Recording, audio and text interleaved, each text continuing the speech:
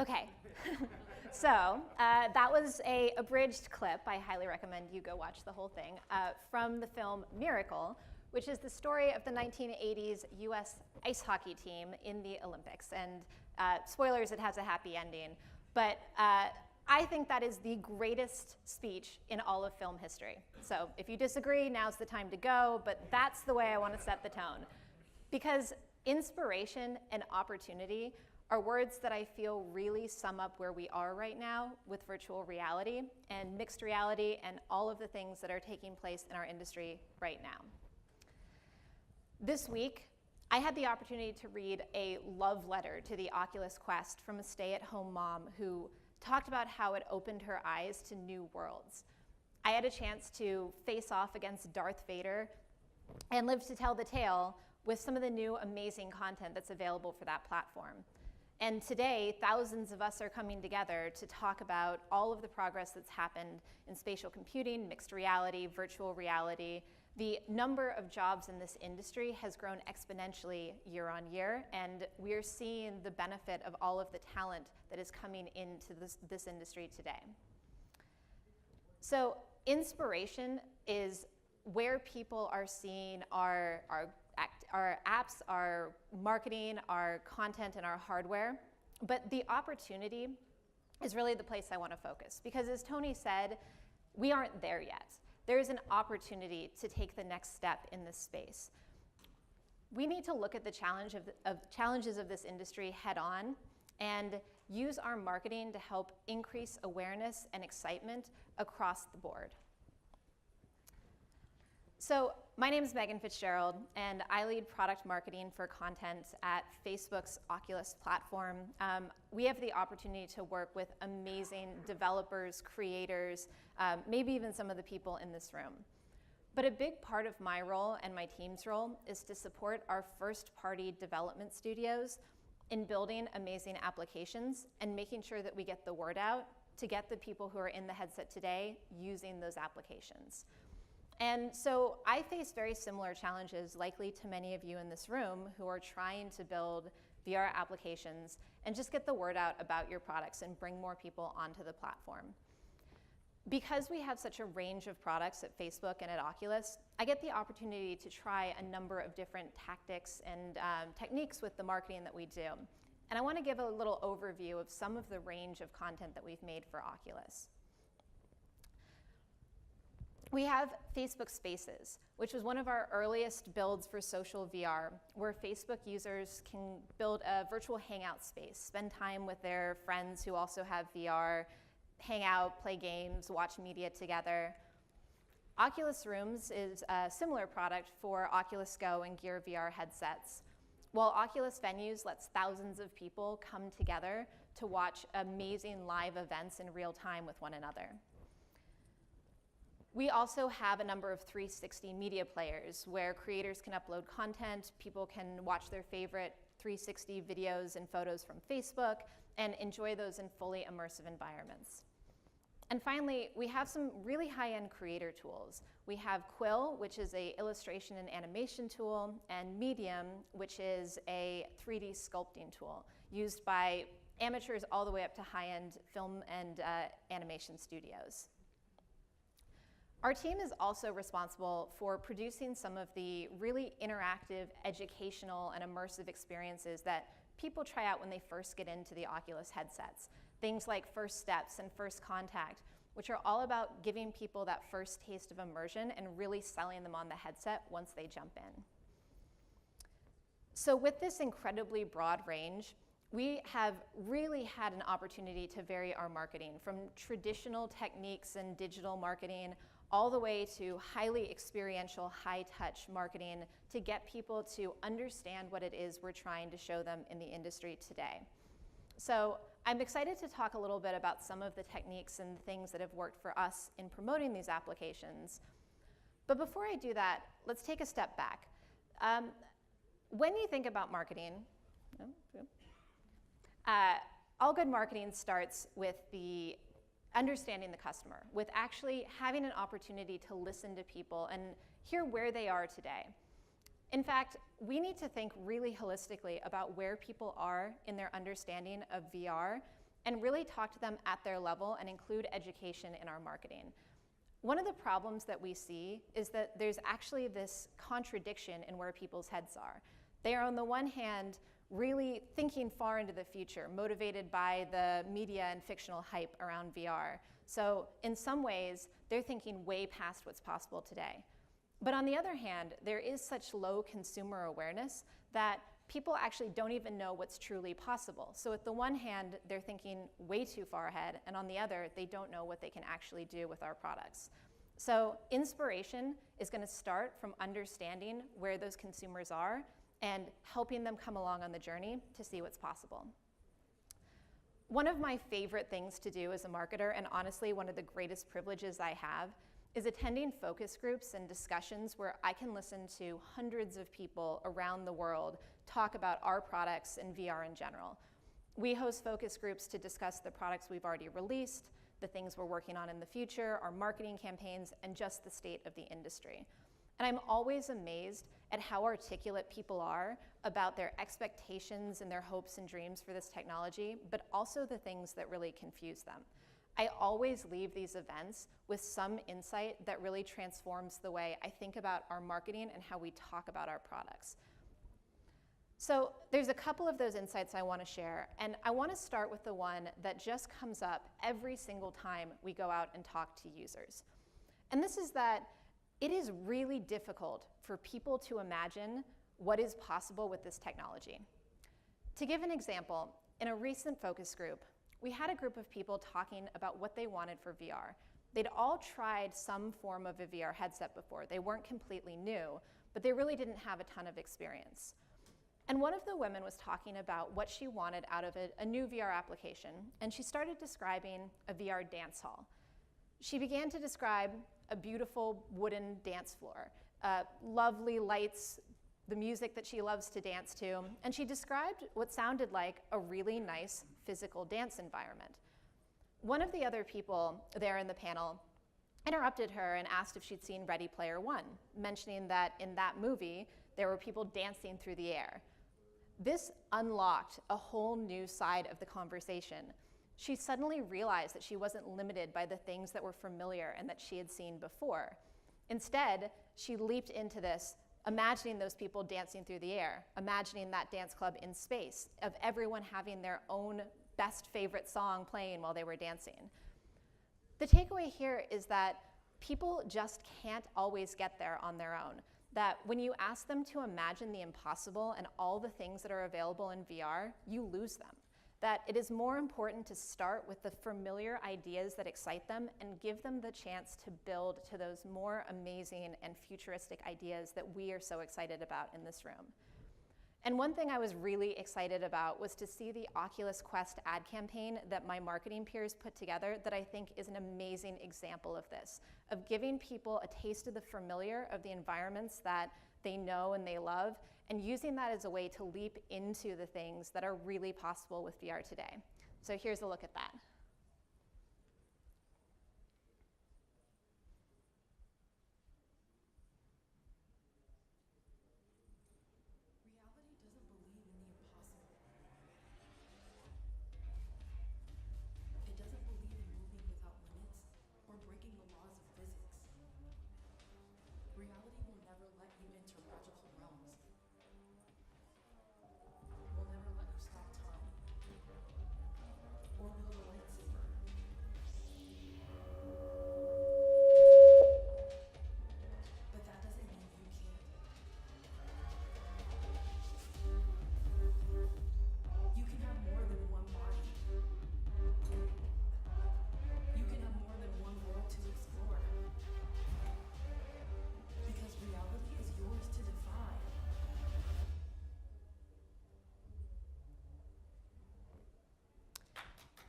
Thank you. Yeah, so shout out to my amazing colleagues who put that together. And I think this idea of defying reality is something we really have to get people familiar with. But that's not the only thing that I'm taking away from listening to people talk about their expectations and what they know about VR today. And another really big one actually starts out on an incredibly encouraging note. When we ask people who they think VR is for, men, women, people of all backgrounds, They say they think VR is for everyone. This is great news. People are already ready for this technology to influence and transform their own lives, their family. They see the applications of this, but in the future. Because when we ask them what they think VR is for, they say gaming. And this disconnect is something that actually doesn't reflect the reality of the market today. There are a number of non-gaming apps. Probably the library of non-gaming apps is even bigger than the games that are out there. And VR is a transformative technology for gaming. I am a gamer. Oh, I'm hitting my mic. I love this space, and I am incredibly motivated by what we're seeing in the game space in VR today. But that doesn't mean that people who don't consider themselves gamers aren't welcome. Those people have a space in this community too today. And so one of the things that we focused on in our last holiday campaign for Oculus Go was showing some people who were engaging in content that had nothing to do with games, using some of our favorite celebrities. So this is a look at how we started to tell the story of how VR today is for people who don't consider themselves gamers. You notice everything down here. Yeah, these seats are ridiculous. I feel like I could probably be in the NBA. What? Look, if I had a solid month and a half, I think that I could be a real NBA player. Maybe I'd come off the bench. You should do it. I think I can do it. You should do it. I'm gonna get drafted at 40. So 10 years ago? Oh! This dude is on fire. Oh, man. So we're talking about VR in ways that are familiar and bringing them along to the impossible. We're showing that VR has a range of applications today beyond gaming. But there's one other insight that honestly is my favorite, and this doesn't just come from our focus groups. This comes from interacting with people in VR.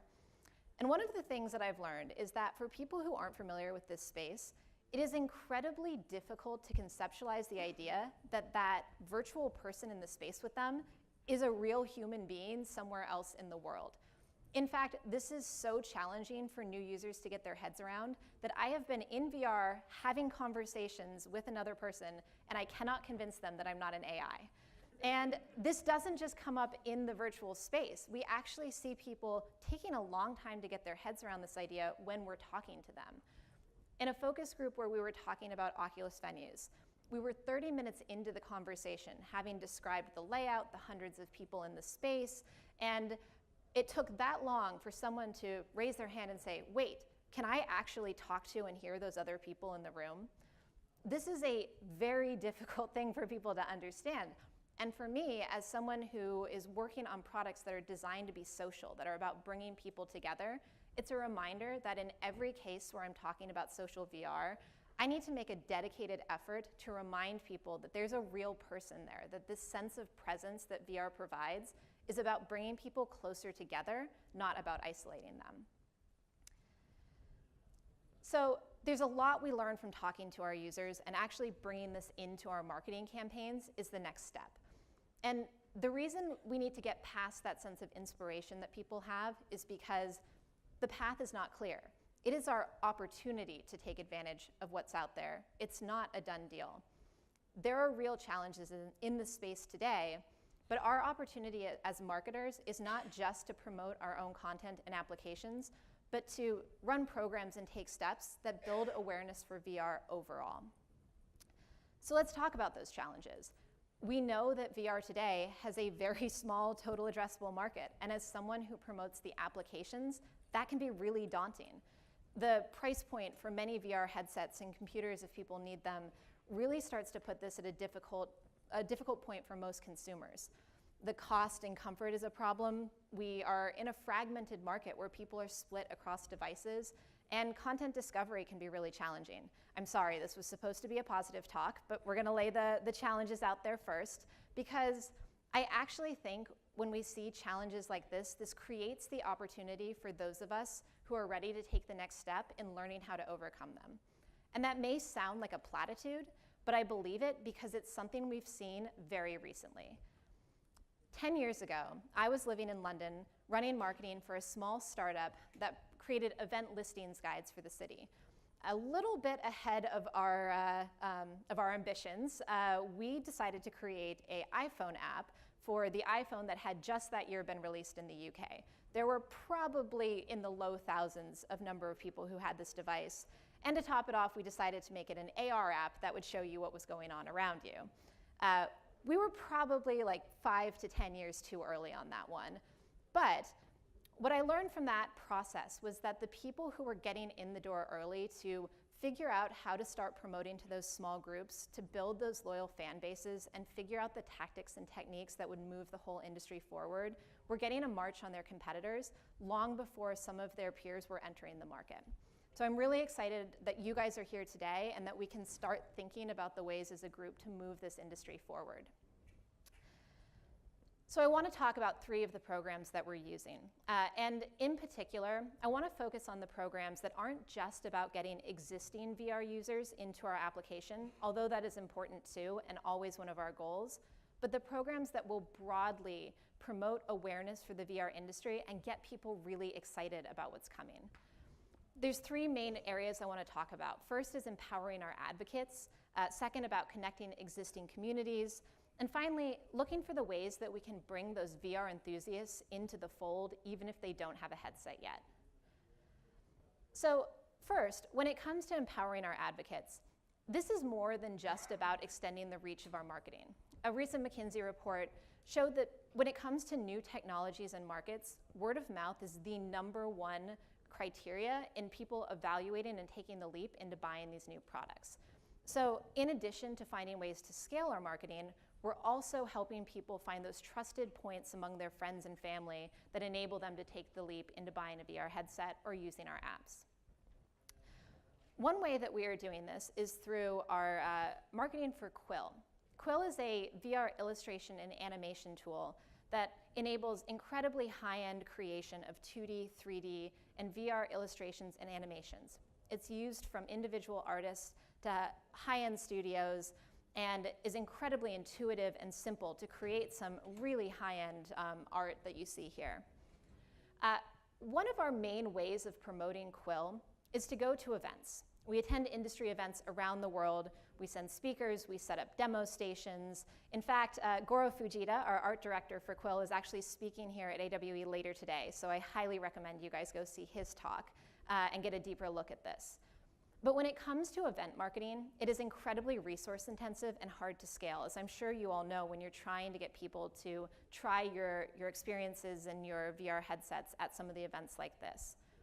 So we wanted a way to scale our reach, but we didn't want to lose that experiential element that we hear is so important in enabling people to understand what this can actually do. So we've taken a different tactic. In addition to our events, we've actually started having Goro run 2-day workshops where he goes into groups of art students and enthusiasts and teaches them how to use Quill in a hands-on, very intensive program, not just to teach them, but with the goal of enabling them to run their own workshops. In all of these cases, these students and these advocates, it goes beyond a sort of altruistic desire to share. They've actually told us that they want a way to train their colleagues to improve their own workflows together or be seen as leaders in their field using this new tech. So once those workshops are done, we are running a pilot program where we provide a curriculum, we support headset sales, we provide hands-on information from our team in case they need any help, and then leverage those people who are really passionate about this tech to become our best promoters and support them in spreading the word, where anyone who attends their workshops can also take part in this program. So we can't always do these incredibly high-touch programs. Sometimes we need to do things that make it a little bit easier for our fans to share our content. And a great example of that is with Facebook Spaces. Spaces was one of our earliest VR applications, and it enables people to come together in social environments. But not many people have friends and family who have headsets yet. And we heard often that people really wanted a way to feel social in this environment and connect to people who didn't yet have a headset. So in our product features, we actually really enabled that. We built things that let people actually share this experience in real time with people outside the headset. We enabled them to share live streaming and photos that they took in the app. They could actually share 3D creations into the Facebook newsfeed that they drew using art tools in the program. And they can actually even make a live video messenger call as their avatar to a friend in the physical world. So these are all product features that our users were asking for. But as marketers, this was a great opportunity to promote some of the content in the app that was really driving conversation and helping people spread the word to their networks. So a really strong product and marketing partnership developed where we were showcasing things like messenger calling. We were promoting the users who were doing streaming.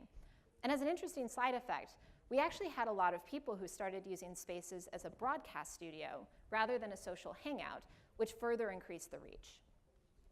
So the takeaways for me as I was thinking about these products was that first, we want to make our users heroes when they share our product, whether that's actually creating a really easy access demo mode for the product or all the way to a full-on workshop that they can run with their friends.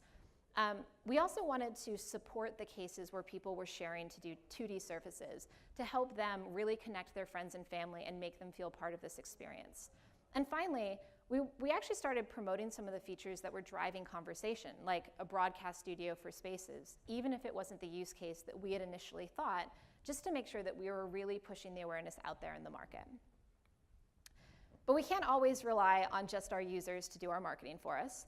So another example of a program that we're really looking into growing right now is through bringing existing communities into VR. And a place where this has been particularly effective is with Oculus Venues.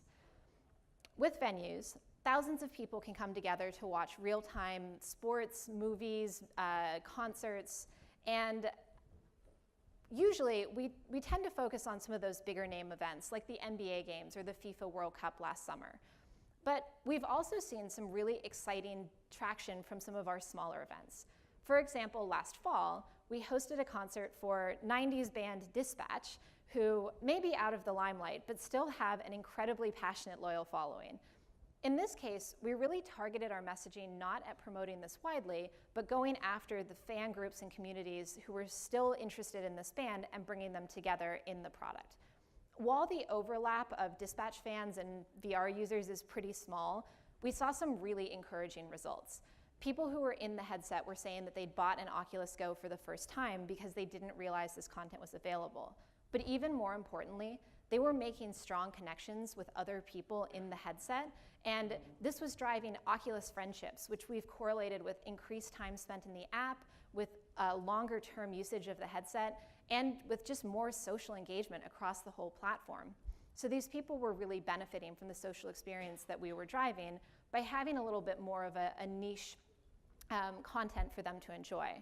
So this group looks like nothing in the scale of Facebook marketing. It's a tiny group of people. But right now, when we're really trying to get people to understand the social aspects and bring in people who will re-engage each other and help bring in their friends to enjoy this experience, sometimes it's worth trading off reach of those giant events like the NBA games and FIFA to focus on some really small groups that we can move en masse into the product.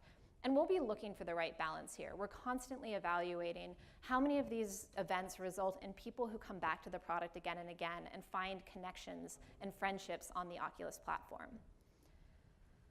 So the last thing I want to talk about is something that I'm really excited to start seeing more of in the industry, and we're just scratching the surface.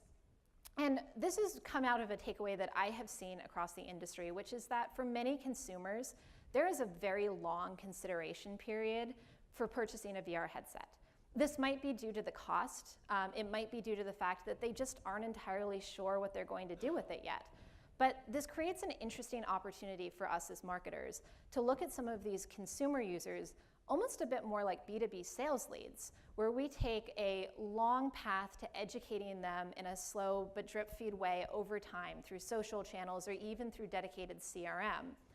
And the interesting thing here is that by engaging these people and making them feel part of the community, they are already ready to be our fans and be our advocates. They want to feel like they're engaged in VR even if they don't have the headset yet.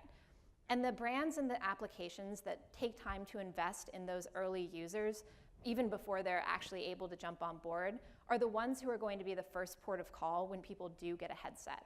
And so whether that looks like simple light touch engagement through social media, recognizing you have people who aren't actually your users yet who care about your product, all the way up to building 2D versions of your application like Rec Room or VR Chat, who are enabling people to jump on board and make friendships even before they can get into the VR version. There's a wide range of ways to engage these users. So when it comes to the different programs that we're running and the type of marketing that we're doing today, we are casting a wide net. We have everything from our television ads down to targeting a listserv of Dispatch fans. It's because we're still trying to figure out the best way to grow this industry and bring people into our applications today. But for all of this marketing, what excites me most is the content that's coming out of the different developers and creators in the community that we have here. Content is king, and all of the marketing is in support of showing the amazing experiences and content that is beginning to live on these platforms today. So I'm excited to learn from you all. I hope this was a way to kind of look at some of the things that are working for us. And I think this is our time. I think this is an opportunity for us to go out and seize the moment because we are seeing some miraculous work here in the VR industry. Thank you guys so much.